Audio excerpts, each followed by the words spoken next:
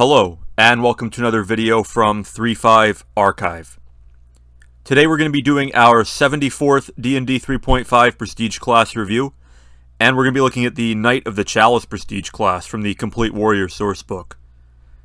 Knights of the Chalice are an elite order that is dedicated to fighting evil outsiders, particularly demons and devils, and Knights of the Chalice learn a variety of special tactics to help them combat such foes.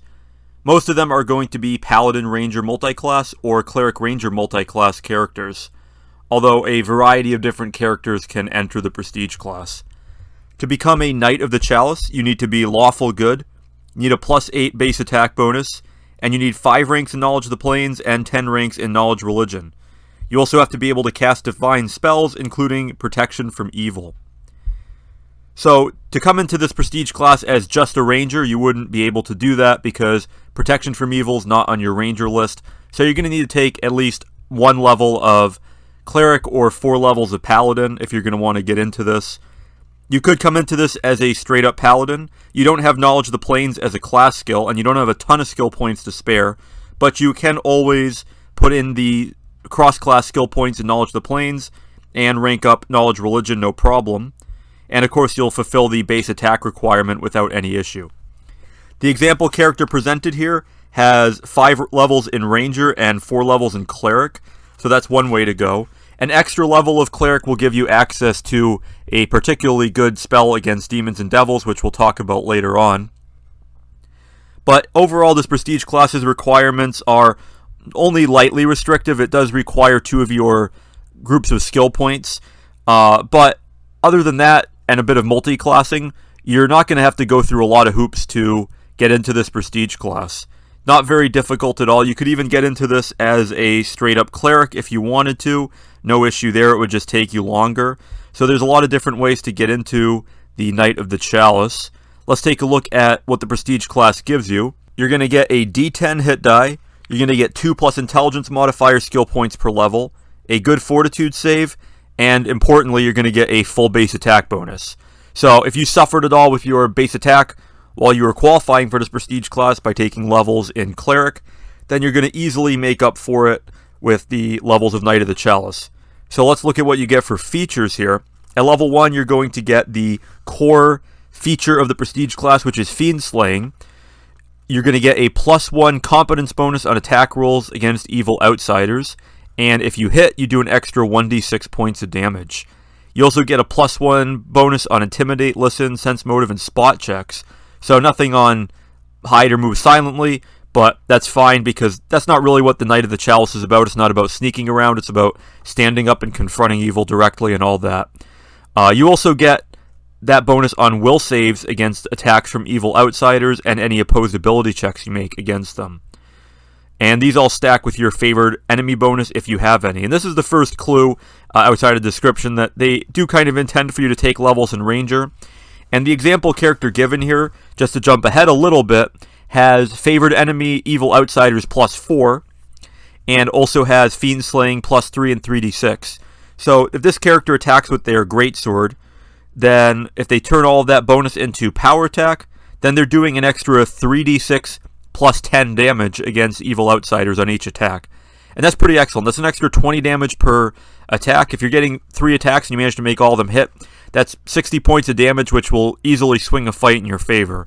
So you can be a real terror in melee against evil outsiders. You can wipe the floor with lesser demons, carve through their ranks, and get to the Hezro or Bone Devil in the back that you really want to deal with. And this bonus does improve over time. So at level 1 you get +1 to hit and +1d6 damage. At level 3 it becomes +2 and 2d6.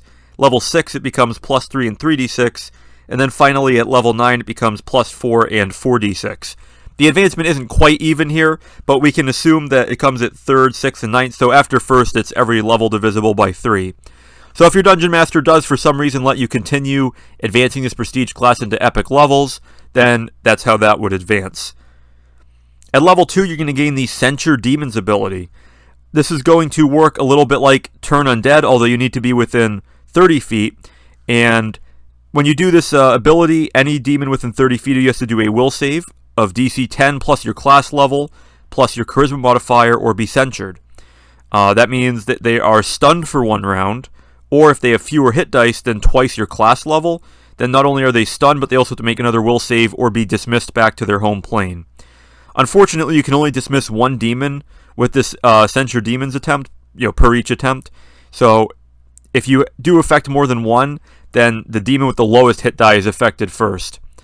So this isn't great for groups of mixed demons, but if you use this ability judiciously, and you can, take out 1 lesser demon that's a bit more annoying and blocking the way to the more powerful ones, then this can be worth using up your turn. Demons don't always have the best will saves, although they still do have pretty good ones. And while this one does advance faster because it's based off your class level rather than half your total hit dice, it is still going to be a little bit slow. And if you came into this, as a cleric or paladin, using your charisma modifier, that's either a secondary ability for clerics, or it's going to be a primary ability for paladins, but paladins are spread pretty thin on ability scores. So you're going to have a hard time utilizing this against anything but, lesser demons that you'd be able to cleave through in a round or 2 anyway. So this isn't the greatest ability, but it is still an option to have up your sleeve in case you aren't able to get quite into melee or for some other reason. But if this was a swift action or something like that, then that would be a lot better. If this was just an aura that dispelled them automatically, that would be better. But as is, it's a decent ability. It adds to the flavor of the class. And also, important to mention, you do get spells from this prestige class. So you're going to basically get paladin or ranger type spell casting. And you're going to go through the 4 levels of it. You're going to get your 4 level spells by level 7, which is pretty good. It's kind of an accelerated advancement. And your spell list is pretty decent. It does include some new spells from the Complete Warrior source book, including Lesser Aspect of the Deity. So that's another good bonus of this prestige class as well. If you come into this as Paladin, you're going to get 2 sets of mediocre spellcasting, which can be nice for utility. Stuff like Bless Weapon, Divine Favor, that sort of thing is always good to have. Ironically, the spell list does include Protection from Evil, even though it's required that you be able to cast it from another class to get into this prestige class. So, at level 2, you also get Courage of Heaven. This makes you immune to fear effects cast or created by evil outsiders. And at 5th level or higher, you also become immune to enchantment spells or effects cast by evil outsiders, including Charms and Suggestions, which is good if you're up against Succubi, or if you're up against Remamons or Whisper Demons, which are from other monster manuals. And then at level 8 or higher, then these immunities extend to all within 20 feet of you. You still probably don't want to group up too much in case of area attacks, but having your party close by when a demon is using some kind of confusion spell or something like that on you can be a really good way to ruin their turn. If the Dungeon Master knows that you have this and they decide to, have the demon behave differently, have them somehow know that you have this ability, that can be a little bit disappointing, but it's still good because they're still not using that ability against you and potentially turning half your party against you or out of the fight. So at level 3, you're going to get your improvement to Fiend Slaying to +2 and 2d6. At level 4, you're going to get Consecrated Casting. And this makes spells cast by you on evil outsiders more difficult to resist. It gives you +2 on your caster level checks to overcome spell resistance, and +2 to the DC of any saving throw the spell allows. So this is where having 5 levels in Cleric might be good, because you can grab the Demon Dirge or Devil Blight spells from the Spell Compendium, and these can potentially stun a demon for multiple rounds or incapacitate a devil for multiple rounds, and that will essentially finish off the fight right there. Now, admittedly, if you're not a full spellcaster, this ability is going to be decreased in usefulness, and the fact that your spellcasting from that class isn't advancing anyway does make this ability a fair bit weaker. But if you are mainly focused on fighting and melee and you just want to have those spells up your sleeve, then you will not regret having this ability. It's not going to be fantastic, but it is at least good to have for when you do want to use spells on enemy demons. At level 5, you're going to get Courage of Heaven against enchantments, so you're going to get that immunity to evil outsiders enchantments. At level 6, you're going to get your Fiend Slaying going up to +3 to hit and +3d6 damage, which is pretty great. 7th level isn't going to give you anything, which is disappointing. It's the only dead level in this prestige class, but it's still not nice to see something like that when, as is, this prestige class is feeling like it's really heavily depending on the Fiend Slaying ability so far. At level 8, you get the radius for your Courage of Heaven, so you can affect allies. At level 9, your Fiend Slaying gets its final improvement to +4 to hit and +4d6 damage. And finally, at level 10, you get Holy Aura once per day, which is a pretty good spell. It's a level 8 cleric spell normally, and it only affects you in this case, and it wards you against just the attack spells and influence of evil outsiders, and only evil outsiders can be blinded if they strike you. So it only works against them, but it does give you spell resistance 25, +4 deflection bonus to armor class, and +4 resistance bonus on saves, which if you have a cloak on isn't going to help you much. And again, if an evil outsider hits you, then they're going to be blinded with a fortitude save to negate the effect. And this aura's effect is as if cast by a level 10 cleric, which is not how the spell could normally be cast at all, considering it's a level 8 cleric spell. But we'll just ignore that for now. This is a decent capstone ability. I mean, you do get a 8th level spell at the same level that you would be getting it if you continued in cleric. So I suppose it compensates for you losing your spell casting a little bit, but overall it's just a little bit lackluster, not being able to do maybe some kind of death strike, or maybe anytime you hit an evil outsider they're dismissed back to their plane or something like that. Overall, the Knight of the Chalice is kind of disappointing. It has one very strong ability, the Fiend Slaying is really great, and the Censure Demon's ability, mediocre but decent. Courage of Heaven is the only other one that's really good to have.